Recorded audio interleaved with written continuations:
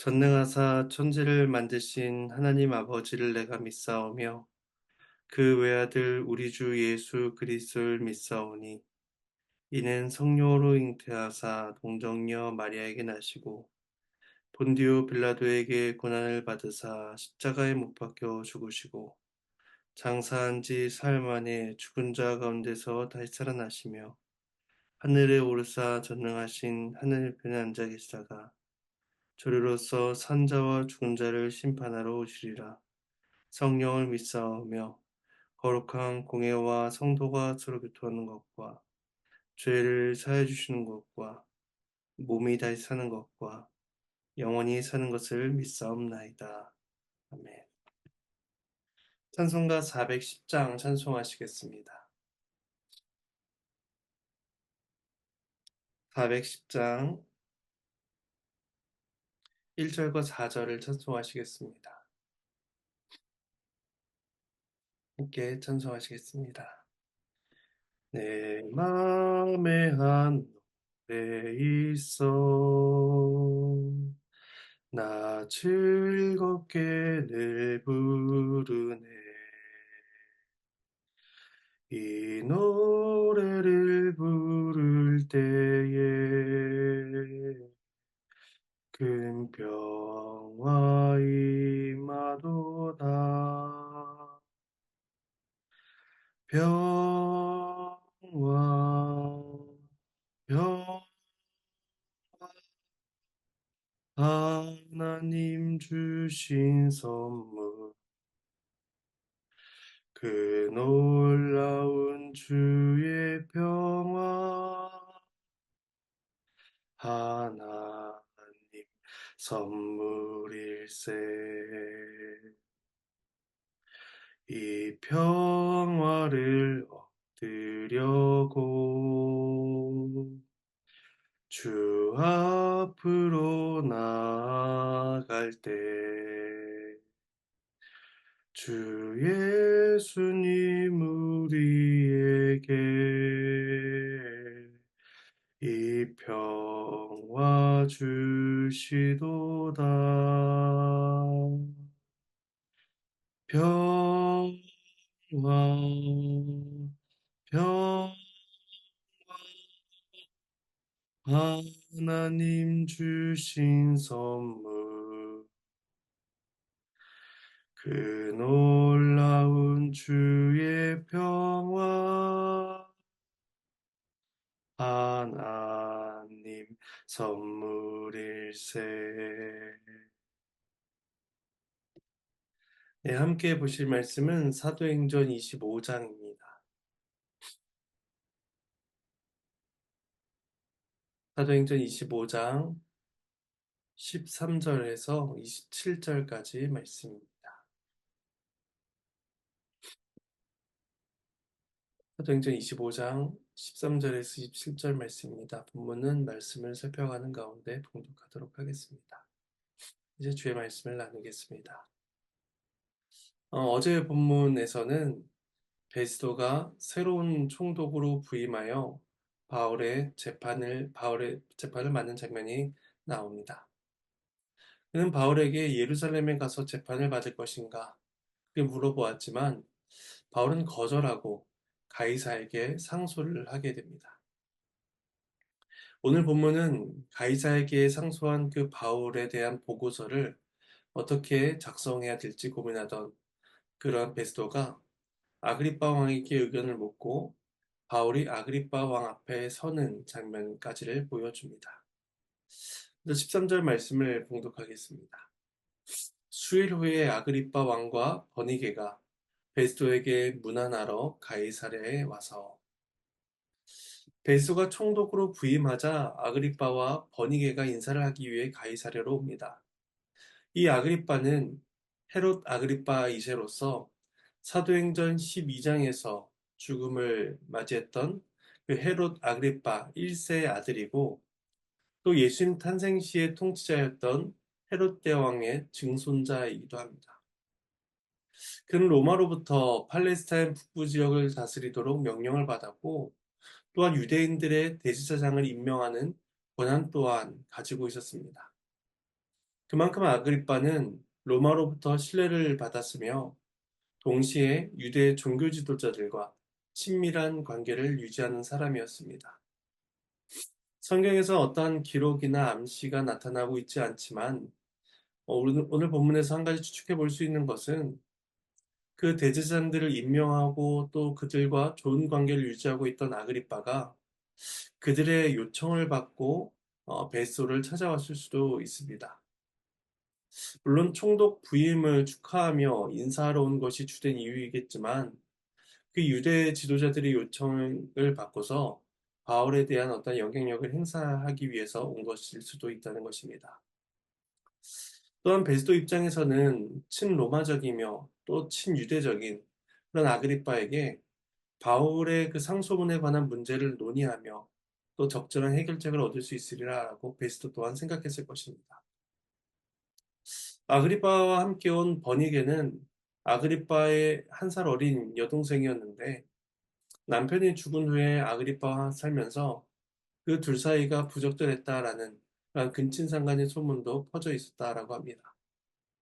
또한 이후에는 황제가 되기 전에 그 뒤도와 바람이 나기도 하면서 여러 스캔들을 남긴 여인이었습니다. 그러한 버니게가 또 아그리빠가 결백했던 그 바울을 재판 자리에 앉게 된다라는 것은 그러한 정의가 시행되지 않는 이 세상의 단면을 보여준다라고 할 수가 있을 것입니다. 이제 이런 아그리빠와 버니게가 이후에 이제 바울을 판단하게 됩니다. 이어서 14절과 16절 말씀을 봉독하겠습니다. 여러 날을 있더니 베스도가 바울의 일로 왕에게 고하여 이르되 벨릭스가 한 사람을 구류하여 두었는데 내가 예루살렘에 있을 때에 유대인의 대제사장들과 장로들이 그를 고소하여 정죄하기를 청하기에 내가 대답하되 무릇 피고가 원고들 앞에서 고소사건에 대하여 변명할 기회가 있기 전에 내주는 것은 로마 사람의 법이 아니라 하였노라. 아그리파 버니게가 며칠 동안 이제 가이사랴에 머물자 베스도가 드디어 바울의 이야기를 꺼냅니다. 그는 먼저 그 얼마 전에 있었던 내용을 설명합니다. 자신이 총독으로 부임해서 예루살렘에 방문하자 대제사장들과 장로들이 바울을 고소하고 정죄하기를 요청했다라는 것입니다. 그때 바울은 선임 총독이었던 벨리스가 구류해둔 상태였습니다. 그래서 베소는 로마법의 절차를 그들에게 안내합니다.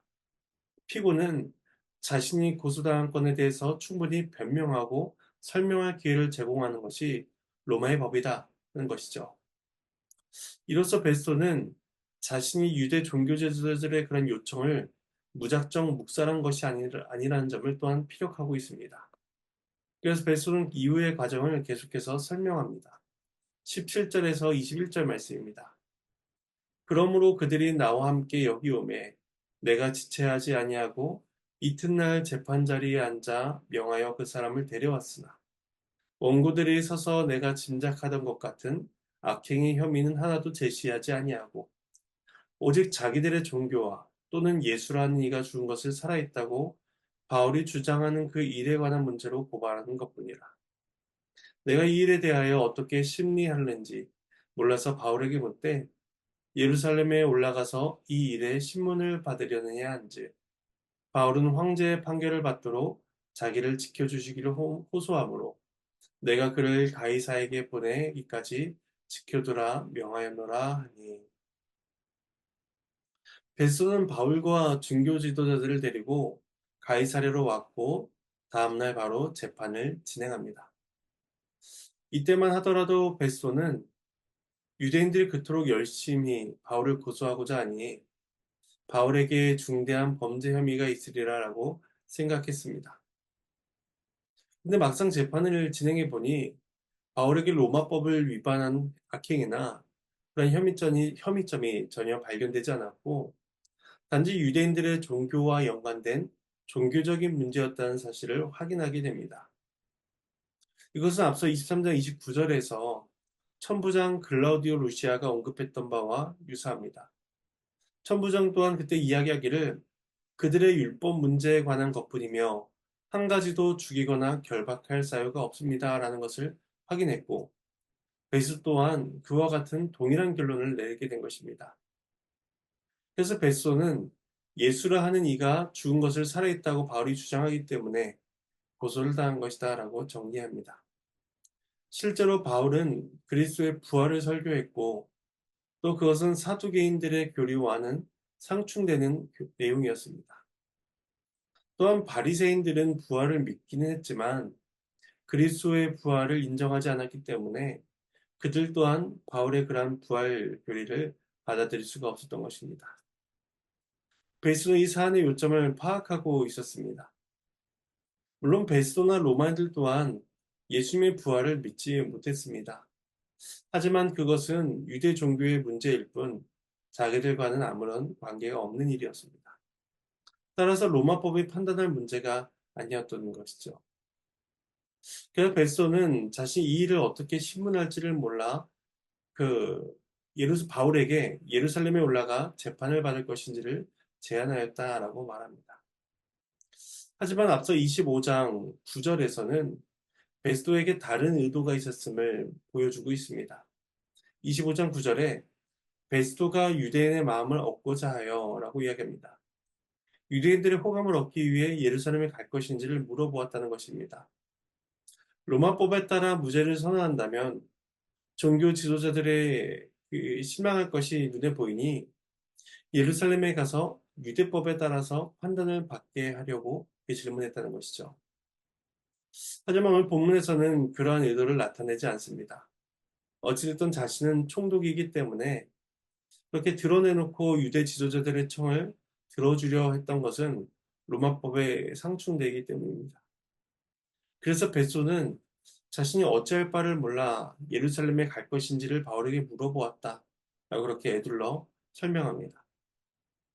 하지만 바울은 베소의 의견을 거절하고 로마 황제에게 상소하여 판결을 받고자 요청합니다. 이에 베스도는 바울의 호소를 받아들여서 로마 송왕까지 그를 구금해 놓고 있는 중이다 라고 아그리빠에게 설명하게 됩니다. 그 말을 들은 아그리빠는 자신도 바울을 만나보고 싶다고 이야기합니다. 마치 누가복음 23장 8절에서 헤롯 안디바가 예수님의 소문을 듣고 예수님을 만나보고 싶어 했던 것처럼 헤롯 아그리빠 또한 바울에 대한 호기심을 드러냅니다. 22절과 23절 말씀을 이어 봉독하겠습니다. 아그리빠가 베스도에게 이르되 나도 이 사람의 말을 듣고자 하노라. 베스도가 이르되 내일 들으시리이다 하더라. 이튿날 아그리빠와 버니게가 크게 위험을 갖추고 와서 천부장들과 시중의 높은 사람들과 함께 접견 장소에 들어오고 베스도의 명으로 바울을 데려오니 아그리빠 바울의 말을 들어보고 싶다고 하니 베스도가 바로 다음날 그 일을 진행합니다. 이튿날 아그리빠와 버니게가 크게 위험을 갖추고 등장합니다. 거기엔 군대 지휘장인 천부장들과 고관들 또한 함께 참석하게 됩니다. 그리고 그 자리에 바울을 데리고 오는 것이죠. 로마 권세가들이 자리한 그곳은 크고 화려한 권력의 소굴이었습니다. 그런데 그 자리에 어떤 왕관도 쓰지 않았고 화려한 가운도 입지 않은 초라한 죄수 바울이 등장하고 있는 것입니다. 바울은 이곳에서 그리스도의 복음을 증거하고 아그리파 왕에게까지 전도를 하는 담대함을 보이게 될 것입니다. 마지막 단락인 24절에서 27절까지 말씀을 봉독하겠습니다. 베스도가 말하되 아그리파 왕과 여기 같이 있는 여러분들이여 당신들이 보는 이 사람은 유대의 모든 무리가 크게 외치되 살려두지 못할 사람이라고 하여 예루살렘에서와 여기서도 내게 청원하였으나 내가 살피건대 죽일 죄를 범한 일이 없더이다. 그러나 그가 황제에게 상소한 고로 보내기로 결정하였나이다. 그에 대하여 황제께 확실한 사실을 아뢰 것이 없으므로 신문한 후 상소할 자료가 있을까 하여 당신들 앞 특히 아그리빠 왕 당신 앞에 그를 내세웠나이다. 그 죄목도 밝히지 아니하고 죄수를 보내는 것이 무리한 일인 줄 아나이다 하였더라. 하나님의 말씀입니다. 하나님께 감사합니다. 베스도가 아그리빠를 비롯한 고관들에게 바울에 대해서 설명합니다. 바울은 유대의 모든 무리에 의해서 사형에 처해달라라고 고발당했다는 것이죠. 물론 바울은 사내들인 공회의 지도자들에 의해서 고발을 당한 것이었지만 여기에서 벨소는 모든 유대인들이 바울의 사용을 원한다라고 과장하여 표현합니다. 유대인들은 두 번이나 청원하였고 벨소는 그런 바울에게서 어떤 혐의점도 발견하지 못합니다. 하지만 바울이 가이사에게 상소했기 때문에 벨소는 그 바울을 로마 황제 앞에 서게 해야 했고 또 그러기 위해서는 바울의 혐의점과 그 관련된 모든 상소 자료를 준비해서 함께 보내야 했습니다. 아무런 고발점도 명시되지 않은 그러한 보고서를 보내는 것은 있을 수 없는 일이고 그것은 자신의 무능함을 드러내는 일이었습니다. 따라서 고관들과 특별히 아그리파 왕이 바울에 대한 조언을 해줄 것을 요청하고 있습니다. 그래서 오늘 본문은 이렇게 맞춰지게 되고 26장부터 바울의 변론이 시작되게 됩니다. 이제 말씀을 정리하겠습니다. 베스는 바울의 무고함을 알면서도 무죄를 선언하지 않고 자신의 실리를 따졌습니다. 정의를 행사해야 하는 권세자였지만 자신에게 주어진 소임을 다하지 않은 것입니다. 반면에 바울은 죄수의 신분이었지만 자신에게 주어진 복음 전도자의 사명을 다합니다. 그리스도의 부활을 전하며 희생과 순종의 길을 걸어간 것입니다. 그러한 바울의 모습은 크게 위험을 갖추고 서 있는 그러한 세상 앞에서 매우 초라해 보이는 모습일 수 있지만 그는 결코 초라하거나 비천한 자가 아님을 본문을 통해서 확인하게 됩니다. 그는 부활의 복음을 가진 자였으며 그리스도께서 걸어가신 길을 동일하게 따라 걸어간 자이기 때문에 결코 비참한 자가 아니었던 것입니다. 그리스도의 복음이 오늘도 우리를 이 세상에서 살아갈 수 있도록 하는 그러한 힘과 소망을 준다라는 사실을 우리는 기억해야 할 것입니다. 그리하여 화려하며 많은 위험과 권세를 갖춰 보이는 그 세상 속에서도 우리는 결코 비참하지 않다라는 사실을 기억하며 그런 복된 성도의 길을 걸어갈 수 있을 것입니다. 그 주께서 주시는 힘과 위로로 살아가는 복된 하루가 되시기를 소망합니다. 제가 잠시 기도하도록 하겠습니다. 하나님의 은혜에 감사를 드립니다. 오늘 말씀을 통하여서 우리에게 교훈과 적용점을 주심에 감사를 드립니다. 세상 앞에서 그리스도의 복음을 붙들고 살아가는 그 복된 인생이 될 수 있도록 도와주시옵소서. 감사를 드리옵고 이 모든 말씀 예수님의 이름으로 기도합니다. 주님께서 가르쳐 주신 기도로 마치겠습니다.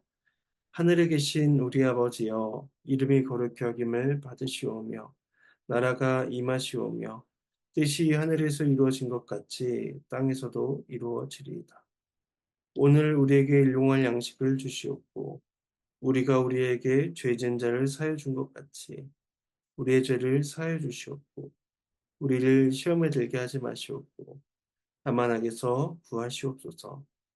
나라와 권세와 영광이 아버지께 영원히 싸움나이다.